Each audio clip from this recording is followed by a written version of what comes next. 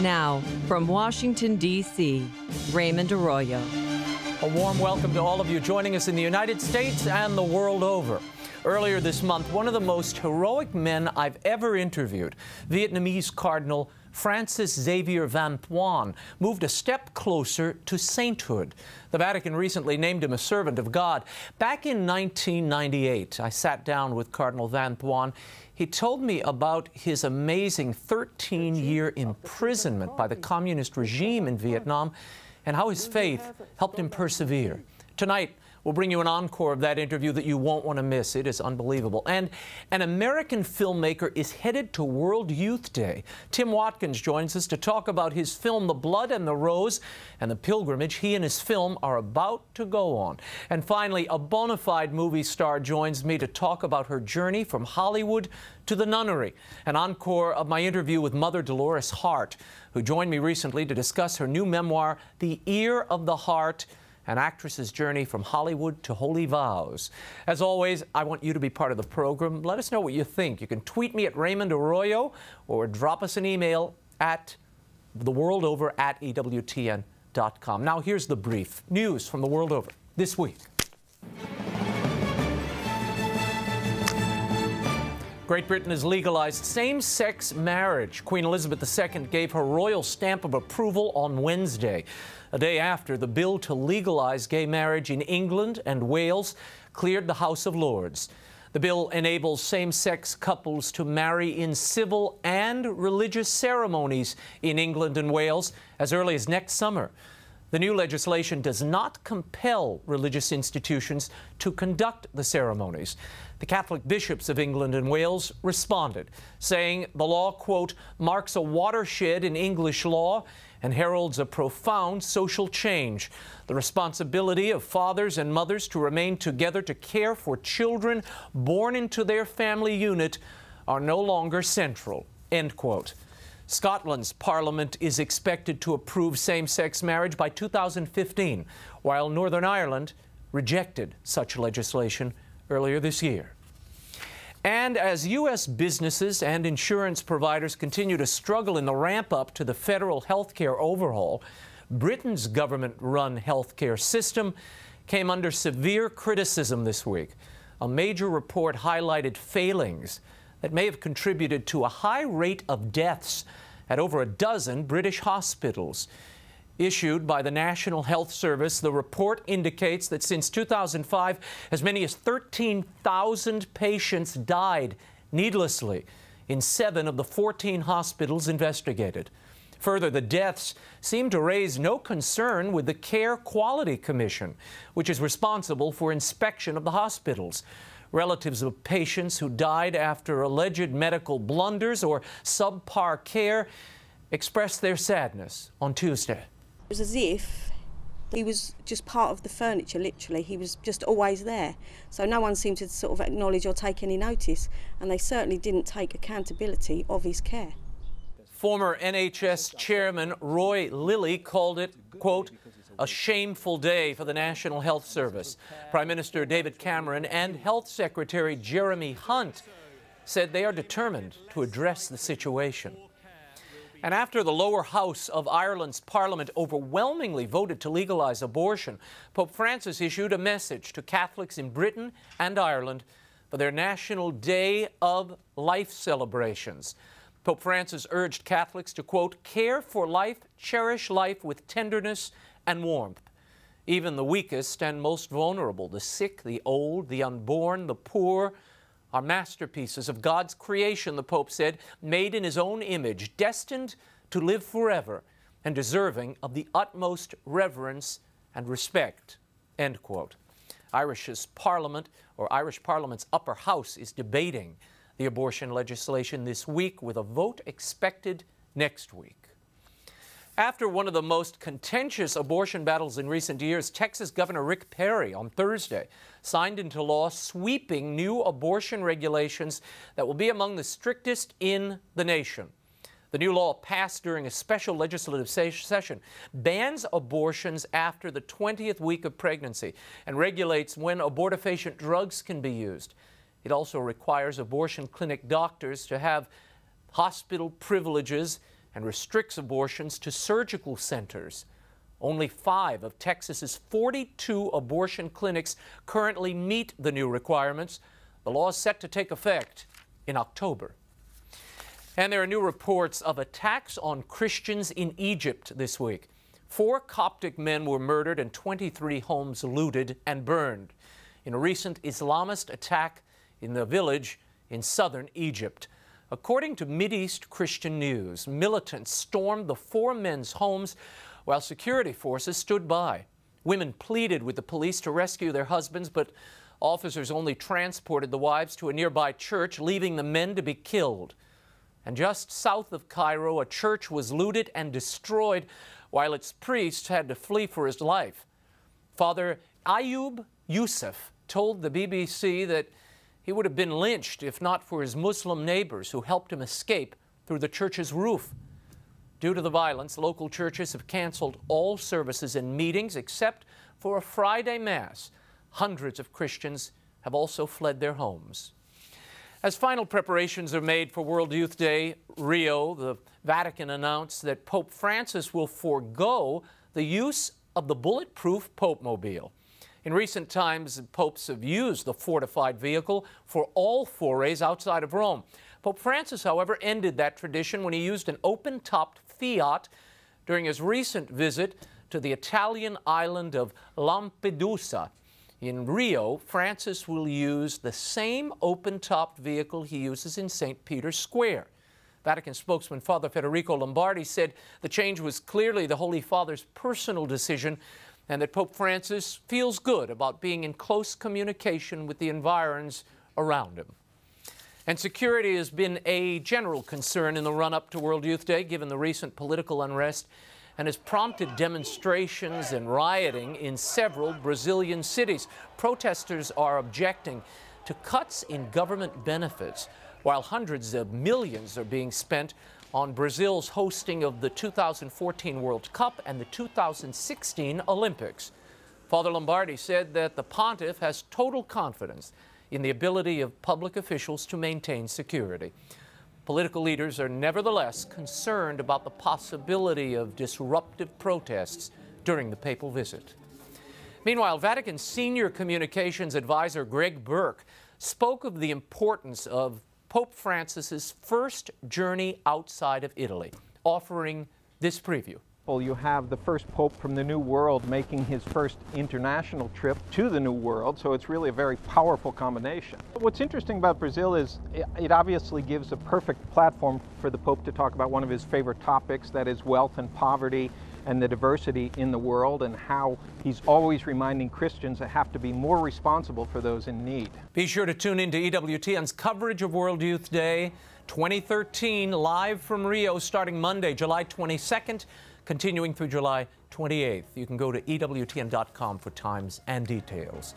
And the History Channel miniseries, The Bible, earned 3 Emmy nominations on Thursday, including Outstanding Miniseries or Movie. The Mark Burnett Roma Downey production was a surprise hit and the most watched entertainment program on cable this year. NBC has since picked up the follow-up series to The Bible, AD Beyond the Bible. A theatrical release is also in the works.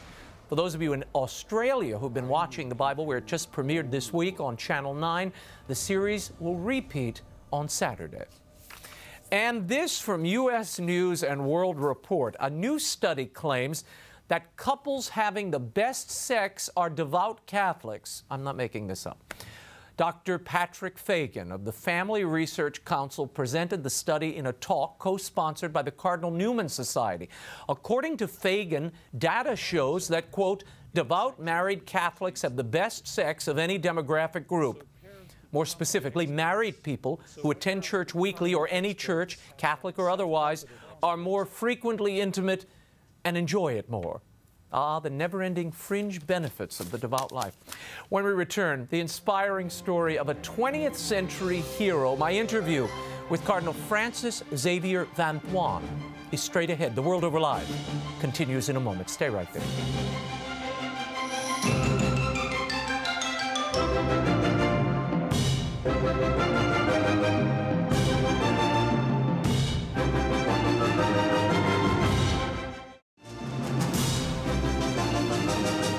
Now, once again, Raymond Arroyo. Welcome back to The World Over Live. He was imprisoned for 13 years by communist authorities as a coadjutor Archbishop of Saigon in 1975. With only his faith, he overcame insurmountable odds. He's also on the road to becoming a canonized saint. In 1998, I sat down with him while he was serving as president of the Pontifical Council for Justice and Peace in Rome. Now that his cause is underway, we thought it time to revisit this inspiring interview. Here's my conversation with the late Cardinal François-Xavier Van Thuan. In 1975, you are named Archbishop Coadjutor of Saigon. Now, this is just before the communists come in. Tell us what happened to you shortly thereafter.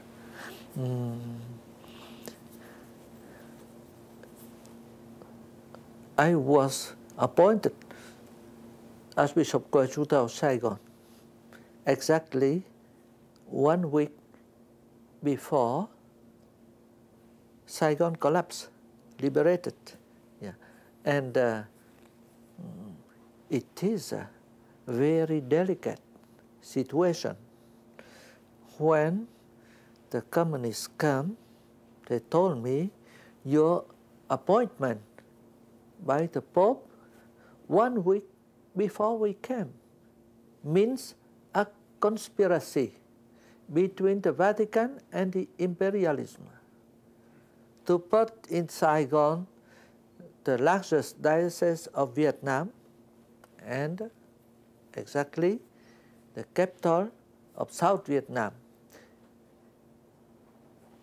so that you can organize later the struggles against the communist system. And they asked me to go back to my first diocese. But I can do. I have already a successor. And I must stay where the Pope asked me to stay. So 3 months later, I was arrested. You were summoned to the presidential palace, correct? Yeah, I was invited to the presidential palace, whose name is the Palace of Independence. And on the 15th of August, the Feast of Assumption of Our Lady. So I think it is a good sign for me, because I was arrested on the day of Assumption. And you served the church in prison for 13 years. Yeah. Can you tell me what that was like? Did you expect to be there that long? I didn't expect to be so long. Yeah. And you know, the prison is not a villa, summer villa, no. But the first thing happened to me is that immediately after I was arrested, I was anxious. How may I be in contact with my people? Because I was brought away from my diocese 450 kilometers. So we have no plane and cars and easy communication like here. How may I be in contact with my people? How may I serve my people when the pastor is outside? Yeah. Then one night, when I was thinking about, I realized that, why I am so stupid. I must do like St. Paul When he was in prison, he wrote letters to his people.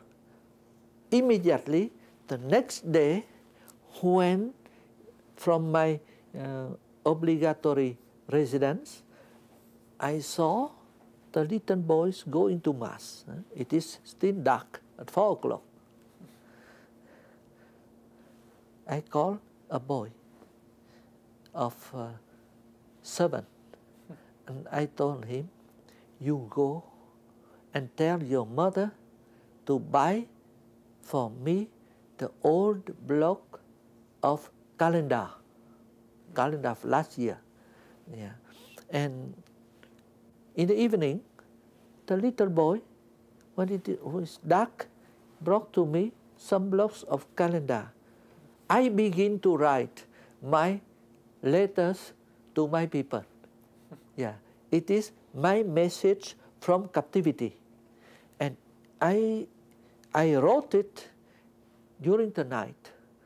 You can imagine how it is hot, and I have so many mosquitoes around me. But I accept, and I wrote on the back of the shed. And the next morning, the little boy go to Mass, and he passed by. I sent him. Please, brought it to your family, and tell your brothers and sisters, copy that. If I keep it with me, the police come, will confiscate that. And I try to finish in 1.5 months, and a complete message to my people. Then I finished that on the day of 8th of December, Immaculate Conception. You are still in prison during this whole time. Mm-hmm. And for 9 years you're placed in solitary confinement. How did you deal with the silence of solitary confinement? Yeah. My first principle is to live the present moment and fill it with love. How did I fill it with love? I wrote to my people. Then I was sent to prison, to isolatory confinement, and put in a boat with 1,500 other prisoners and sent to North Vietnam, up to the mountains. Yeah. And I always continue to live the present moment. And I ask myself, when I was put there, I saw 1,500 other prisoners, most of them no Catholics. And I said, the boat now become my cathedral. Yeah. On the eyes, human eyes, yeah, it is a boat of prisoner. But according to the faith for a pastor in such situation, the boat with prisoners, the boat is my most beautiful cathedral. Now I live here, the moment present, with presence of God. Yeah. And these people, no Catholic people, are the people of God. And he sent them to me. I have to love them, to comfort them, because they are very sad, very anxious. They told me, now we are going far away from your home, from our home. We go to the north. How can we have contact with our family? We will die there. I comfort them. Then I go again in isolatory confinement. That must have been very hard after pastoring to the people there. People don't beat me, no. But it is silent. I have not a visit from my family. All the prisoners have a visit every month. I have no. Yeah? And there are always 2 policemen with me. Yeah. And so, for me, it is a mental torture because it is a vacuum. I have nothing to do. I prefer to go and work on rice field because I have friends there. But here, I can talk to anybody. So it's 9 years of a dark night of the soul, really, for you. Yeah. And what did you learn in that silence and in that darkness? So, first I learned that I am very weak. Physically weak and mentally weak. I can do nothing. God did everything for me, through me. With God, I can do everything. But alone, I can do nothing. Yeah. Tell me about the captors, the policemen who were there guarding you. Something happens as a result of your contact with them. First, they don't speak to me. They said yes, no. They are gentle, polite, but they avoid to speak to me because they have the order of their boss. No communication. If they communicate with me, maybe I contaminate them. And the boss told them, because afterwards they told me, the boss told them, we change you every 2 weeks, another equipe of 5. But afterwards, the boss controlled and told them, I will not change you, because if I change you, this bishop will contaminate all the policemen. So they have been with me 7 years. 7 years, yeah. And I try to do something for them. I have nothing to give them, to show my friendship. No, I'm too poor. But one night, a thought came to me. You are still rich. You are rich with the love of Jesus in your heart. You can do something. What did you do? I love them, and they become my friends. Yeah.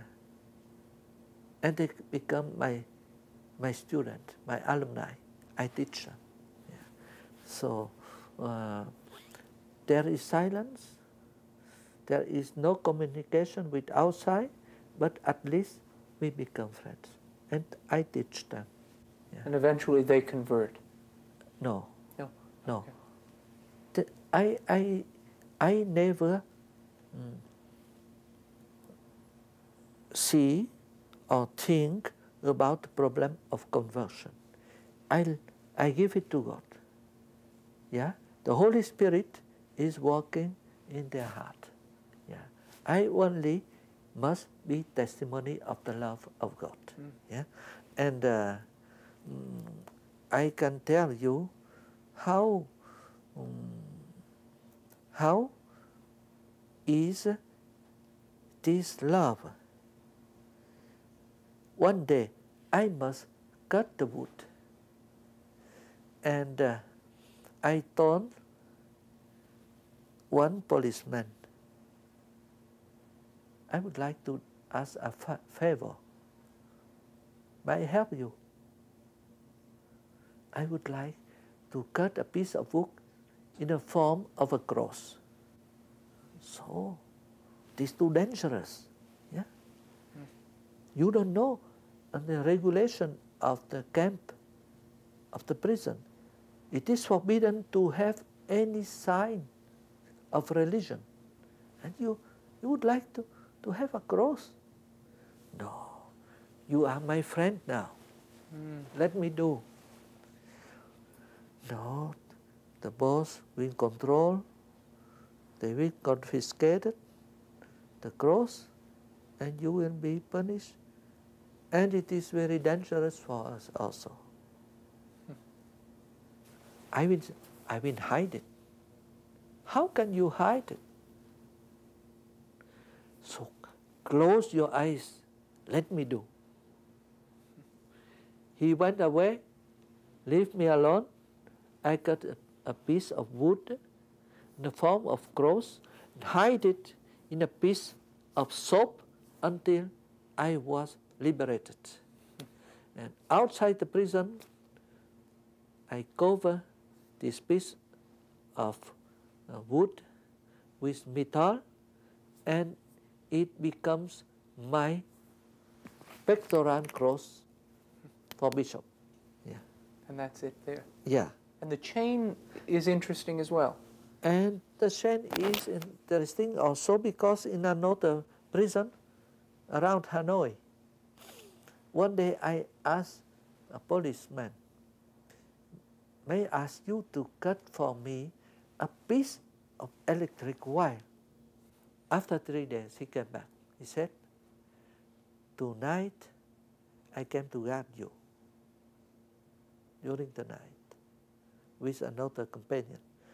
So I will bring you a piece of electric wire, those pincers, and we will realize your chain from 7 to 11.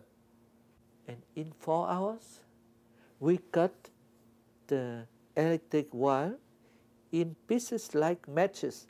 We measure the matches, and we make the chain. And you see, it is the chain of from electric wire. Yeah. Amazing. Worked in 4 hours. But the main problem for me, it is not a souvenir of prison only. It is good souvenir. But it recalled me that only with love of Jesus Christ we can change the heart of the people. In your book, you say, and I'll read this quote to you, you said, if our Lord were to permit me to choose again, I would not choose any other path but this. Yeah. Why? How can you say that after 13 years in prison? Yeah. I'm not choosing the suffering. I choose the will of God, you see. It is different. And when I choose the will of God, there is the love of God with me, the presence of Jesus with me. So I am sure that He accompanies me. I follow Him in various roads. Yeah. Sometimes it is very hard, but always there is hope. How did you celebrate Mass, and how important was the Eucharist to you while in prison?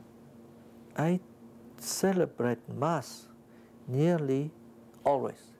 Yeah. Because when we were arrested, we must go immediately empty hands. Maybe the next day, you are allowed to write few words, to ask clothes, to pass, and so on. I wrote the first line, please send me a little bit wine, medicines against my stomach disease. So the faithful outside understand. They have the gift of the Holy Spirit to understand very quickly. And the chief of the prison called me, Mr. Van Thuan, do you have a stomach disease? Yes, sir. You need medicine? Yes, sir. I need medicine, and I take medicine every morning. Here for you, a little bottle. Yes, with the etiquette, medicine against stomach disease. Yeah, for you.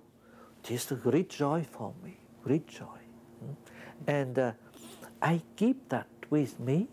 And there is another medicine also, this the host, lacerated in very, very little pieces, but put in a bottle against humidity, so I can keep it very long. And it is too precious for me, and I celebrate in my hands. My hands become a chalice. I said, with 3 drops of water, 1 of wine, and 1 drop of water, I celebrate Mass. Yeah.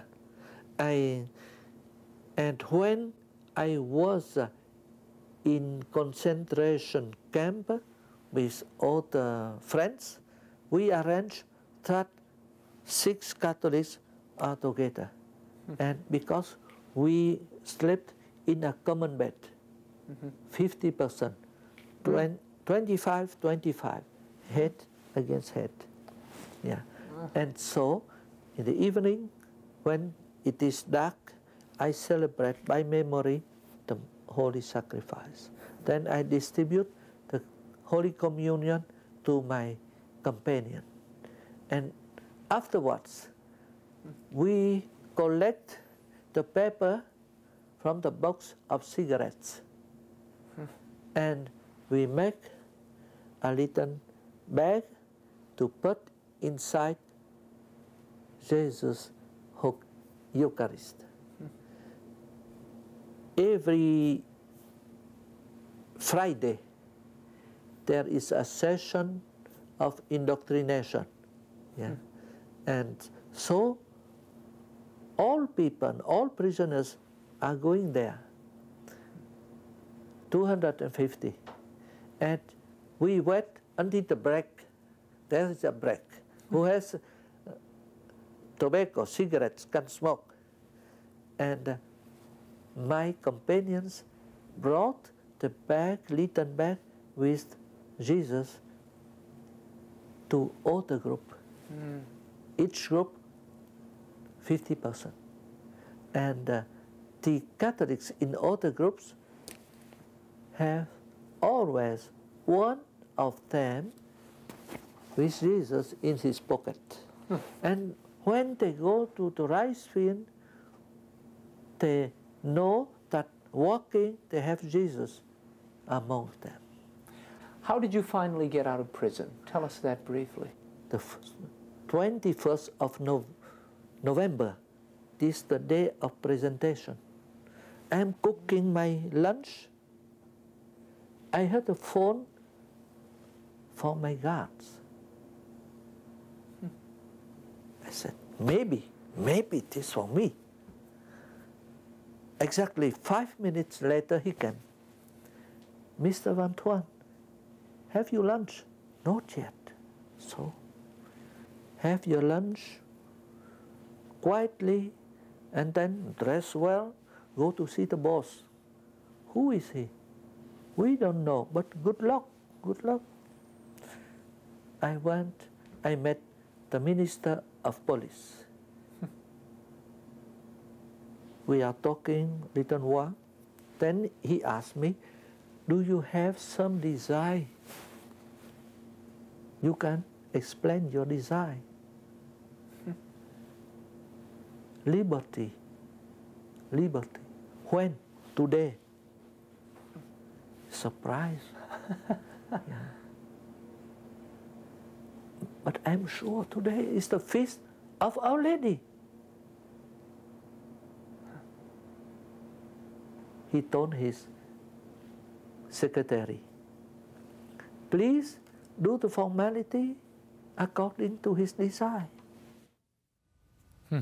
Some of the footage you saw in that interview came from a documentary, Road of Hope, The Spiritual Journey of Cardinal Van Thuan. It's available from the EWTN Religious Catalog. He's an inspiration. In Mexico, 1531, the Virgin Mary appeared to Saint Juan Diego. The apparition became known all over the world as the Virgin of Guadalupe. The image she left behind transformed the Americas and helped convert the continent.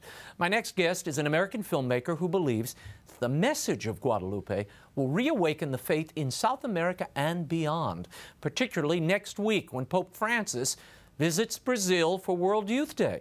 He's the director and executive producer of the documentary The Blood and the Rose, which will be screened for pilgrims in Rio.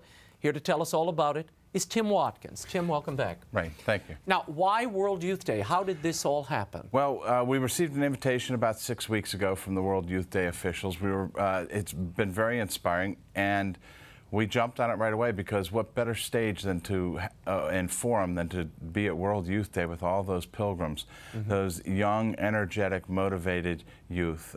You know, we talk about that this is going to be more than just a showing of a film. We hope that it's going to be a call to action for every Catholic to learn more about their faith and understand. And how does this film and the message of Guadalupe, the film The Blood and the Rose, how does this tie into this first Pope of the Southern Hemisphere coming back to this hemisphere? Right. So much great energy down in South America right now with the first American Pope from Argentina, neighboring country to Brazil. I don't know if they know how many people are going to show up yet. There's going to be a surge. It's going to be so amazing. So with The Blood and the Rose centered around the story of Our Lady of Guadalupe, an apparition that occurred in Mexico, she became known as the patroness of the Americas. So our first American Pope, the patroness of the Americas, Our Lady of Guadalupe, very recognized, very known, but a story that most people don't know the whole thing. Now, you've been touring around, doing events, showing the film, screening it, in addition to spiritual talks and other things. Now you've decided to release the DVD, which originally you said, we're not going to do that. Right, we wanted to keep the DVD for the spiritual events and you know, kind of get people to attend the spiritual events because of the DVD. But this World Youth Day, this launching at World Youth Day has become so big and so important that we felt that this was the time. Juan Diego's Nahuatl name was Cuatlatolatzin, and I probably slaughtered that a little bit, but translated I don't speak Aztec, you're okay. So that translated into English meant messenger eagle. And so he was born to be the messenger eagle. And I believe that there's a little bit of messenger eagle in all of us, and we just need to let that come out. So we hope the film will inspire, because it's an incredible story. Once you know the full story, and then you're able to tell it to friends and neighbors who are waffling in their faith, you might be able to help them reinvigorate their own faith. Now, what do you mean when you're calling young people, and I imagine you're going to do it next week, to be messenger eagles? What does that mean? Well, again, the messenger eagle, the eagle is such a very noble bird. It you know, represents John, the gospel writer, who also wrote Revelations. And the messenger eagle, again, it was many different translations: messenger eagle, speaking eagle, eagle who speaks. We need to be more proactive in our faith. We need to get out there and speak. We need to be less pacifist in sitting in the pew, and get out and help our families, our friends, and our co-workers find their faith. Now, this is not your first World Youth Day. No, I was in Madrid in 2011, and boy, that was I guess the seed and fertilizer for the excitement that I have for this World Youth Day. We observed from the press towers the million plus kids, and you know, that along with our work with Focus, the Fellowship of Catholic University Students, I just have such great hope for our future with the youth and the way that they're growing in the faith. And what's the end game here? Why did you produce this film? Why did you think now was the moment to do it? I know this was a long process. You worked on this, what, 5 years? Yeah, 5+ years we were in production, and then we've been putting it out the last couple of years. You know, Eduardo Verostegui is the actor, is the narrator. Eduardo Verostegui, Steve McAvee's the executive producer. He made The Passion. You know, we have, you know, we put a lot into this story because when I first was engaged on the story, I knew very little bit about Our Lady of Guadalupe, which meant, you know, I was a pretty good faithful Catholic. And when I found out the whole story, the one that goes all the way back to Luke's time with Mary, it's an amazing story that when we look back on our history, some of the most revered people were storytellers. And they liked the storytellers because they told stories in a great and creative way, but they also carried the history forward. And we all need to become storytellers, messenger eagles, and spread the word. Learn more about our faith. We hope this is just a seedling, if you will, to people getting more energetic about learning more things, because this magnificent mystery of Our Lady of Guadalupe, it could not be disproved by science. I guess you could say that better. No, you sort of delve into the scientific angle here, and the various tests that have been performed. Right, and the eyes, the magnificent story about the eyes. And I figured this out after I finished the film, but you know, it's a trite statement, but how great is our God? There are two things technologically with the stars and with the eyes we couldn't have figured out till the 20th century. So magnificent is our God that he made an image that we could find new things in the 20th century begs the question, what else will we find if we search further, which is a great thing for us to pursue in our faith. Tell me, how can people get the DVD if they're desirous? TheBloodandTheRose.com. It's available starting tonight, and even for, you know, I wanted to launch it for you because you've been such a good friend of ours. And there's a special code, Rio 2013. We'll get you 20% off the film. So okay, that's very nice. We're looking forward to it. Okay. And you know, the Messenger Eagle. Oh, what is this? Foundation. This is a T-shirt for you. Oh, how nice! Thank you. It proudly says, "I'm a Messenger Eagle." And I just found out what a Messenger Eagle was. And who knew? Beautifully on the back is Our Lady of Guadalupe. Great. Thanks so much, Tim, for being here. Thank you for having me. Best of luck and many blessings to you on World Youth Day. Hope you have a great time there, and I know people will no doubt respond to the film. The Blood and the Rose and the work of Tim Watkins is available online at thebloodandtherose.com. When we return, she was an actress just reaching the peak of her career when she received and accepted a very different casting call. Mother Dolores Hart is here to talk about her journey from Hollywood to the convent when the World Over Live continues in a moment. Stay right there.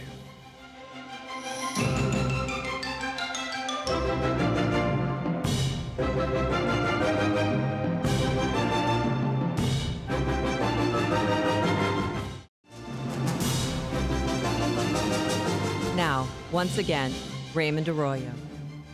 Welcome back to the World Over Live. My next guest was just 18 when she began a very promising acting career in Hollywood. She starred with Elvis Presley in his first film, Loving You, in 1957. She went on to work with Anthony Quinn, Montgomery Clift, Robert Wagner, to name just a few. Her life took a very different turn when she left Tinseltown behind to join a small, rural Connecticut convent in 1963, at the height of her acting career. She's author of the recently released memoir, The Ear of the Heart, an actress's journey from Hollywood to Holy Vows. Here's an encore of my exclusive interview with Mother Dolores Hart. Take a look. Tell me why you felt you had to write this book. In the introduction, you almost make this seem as if it was a personal obligation. Well, it became so because the gentleman who's writing with me is Dick Danute, and a very, very dear and old friend, someone that I knew in 1957. He was the one of the big wigs at Globe Photos, and he did so many wonderful things for me. We'd walk into a party, and he'd say, "Mother, this is so-and-so, and you last saw her there, and say this." And if I picked up this, and it went into a film, he would cut it out because he'd say, "They'll think you're drinking." Oh. So he was protecting you. He was indeed. How great. And anyway, long story short, he said to me, "We've got to do this memoir, because if you get too old, you won't remember anything." And I said, "I think you too, Dick." So how long did it take you? 10 years. 10 years you've been working on this. Wow. Let's talk about this amazing life, and it is a storied and incredible career, and then your personal vocation, your religious vocation, and the way it plays out. Let's start with this attraction to acting. What was it? When did you first realize you were drawn to this profession and wanted to be an actress? My grandfather was a movie operator, and I used to go with him up on the booth. And he rested, slept, and every time the reel would go to a certain part, he'd say, "Wake me up," and I'll get a nickel a reel. So I would watch the films, and I was fascinated. Well, first of all, I wanted to find my father, who had been picked up in Chicago by a talent scout because they thought he looked like Cary Grant. And the big film that was, and so he went, and my mom said, "I better go with him or I won't keep him." And I stayed in Chicago with my grandmother. But I'm telling you, when I watched those movies, I said, "I really want to do that." And my grandfather was a real patriarch, because he said, "You know, honey, I've seen them all, and I think you can do it better than anybody." And so when a man tells you something as a little girl, you really know you believe it. And so you did. Yes. You went on and did this incredible body of work, including Elvis's King Creole and Loving You. Yes. And there was that famous kiss, and that everything you read about Dolores Hart, they always mention the... Aren't you tired of the kiss? Well, they say it's the kiss, the longest kiss in history. Oh, really? So, and when you get to my age, you don't mind it anymore. People are always asking you about it, though. They are, but it's because they loved him. And I mean, what else can you say? Yeah, he was such an icon to so many. And what was it like working with him? I mean, he was so young at that point, and really a kind of tender country guy. He was a little sweetheart, very, very shy. He called me Miss Dolores, and he asked me out once, and I said, "Oh, Elvis, I don't think we should go out while we're working. We should wait till after the film." After the film, he didn't ask me. Yeah, you were finished. He was on to somebody else. Right. Well, you go on to play Broadway, and while on Broadway, a fellow cast member suggests that you go to the Abbey where you have made the rest of your life. What made you go to that Abbey? What were you looking for when you went? I was looking for a time to rest. I really was. But when I got there, I had this sense of inner stability, peace, and I don't know, when you say to somebody, why did you marry so and so? If they really did a good job, it's because they fell in love. And all I can say, I loved it. I loved being there. I loved the people, and I didn't go immediately. It was 5 years before I actually entered. Yeah, you were engaged. I mean, you were engaged to a man at this point. Yes. Tell us about that relationship, because this relationship with Don would go on from the time you were a young woman, really, to very recently when he passed away. That's right. Don said to me one night at a party, "I don't think you are having any fun. You're not with it. What is wrong with you?" And I said, "Nothing." And he said, "You tell me that you love me." And we were in the middle of the road. He was driving. I said, "Don, that's a heck of a thing to say to me right here. We're going to get killed." And he said, and he stopped the car. And he said, "Please, will you find out what is wrong?" Well, I went back to my apartment, and I thought, I better go to the Abbey. It wasn't an Abbey yet. It was just a monastery. I said, I better go there and have a talk with Lady Abbess again, who was then just the head.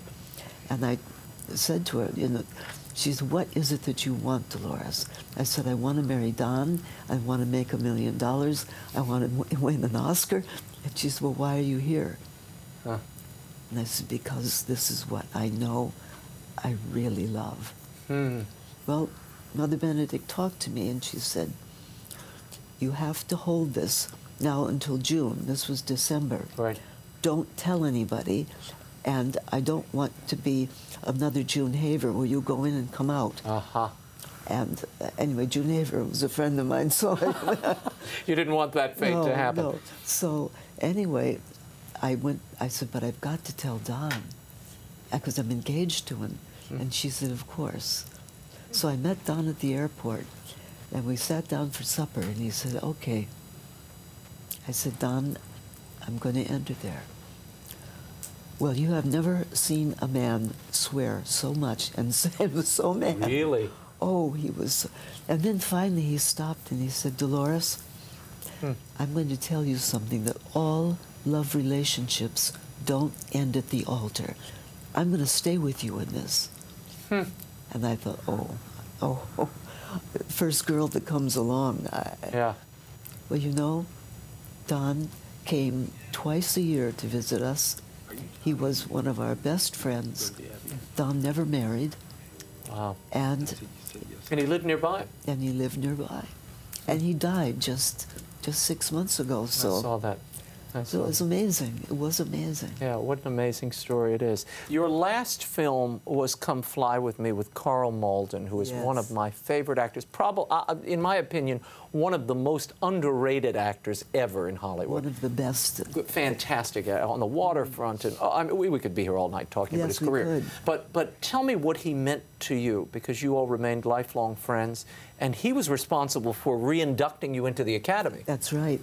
Tell me about that. Well, Carl introduced me to his family, to Mona, to his children, And I just loved him for his faithfulness to his family, and an honesty in the man that was unbelievable. You knew why he was that priest and on the waterfront, and everybody did what he said. He was Greek Orthodox, wasn't Yes. he? Greek Orthodox, yeah.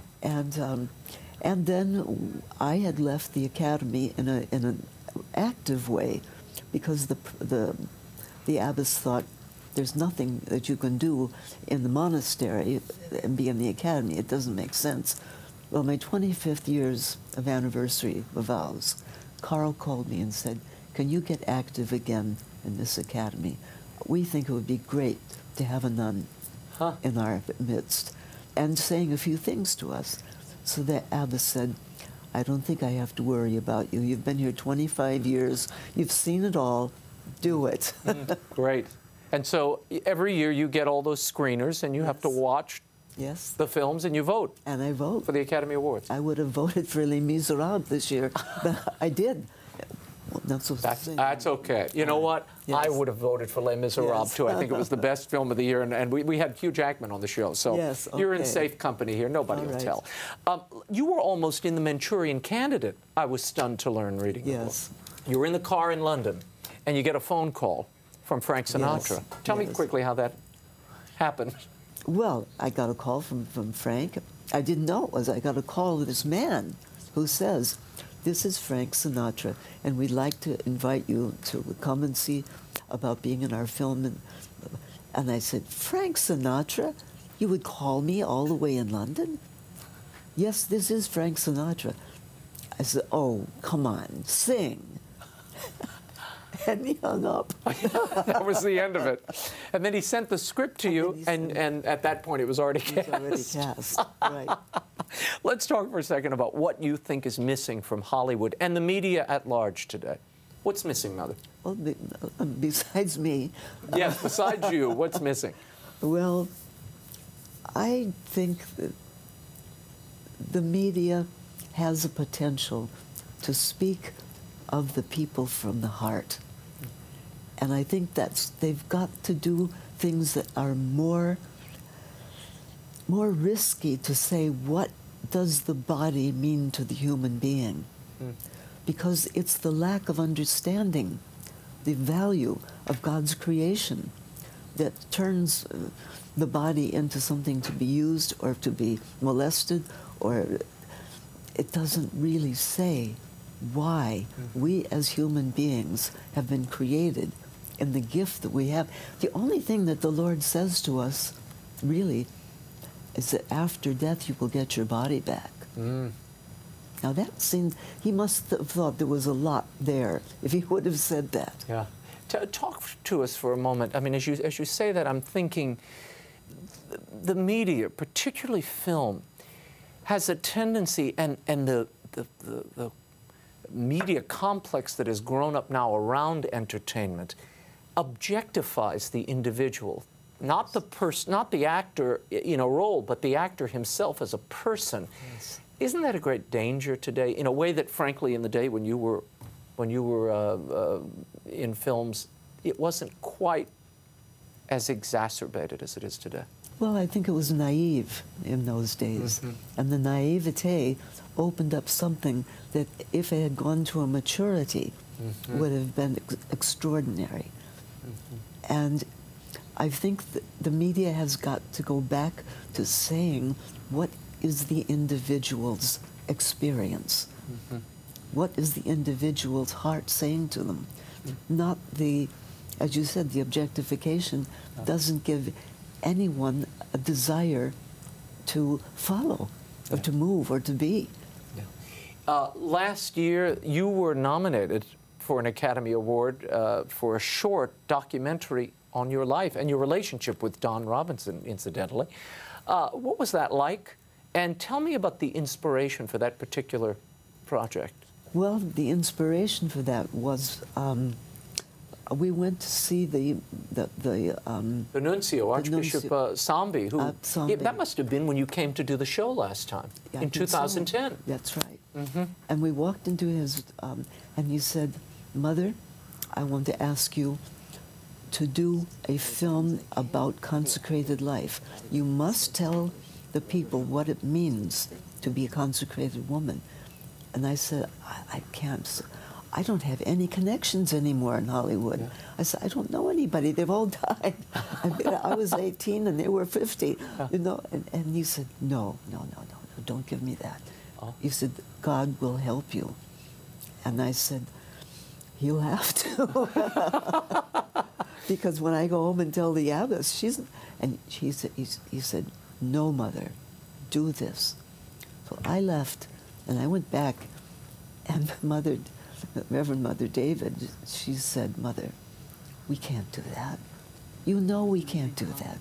I mean, just tell the Archbishop we're going to make a movie. I mean, it's not. It's first of all, it's not what a contemplative monastery is for. Right. 3 days later, we get a telephone call from HBO asking if they could do a movie on our community. And I said, do you know Archbishop Zombie?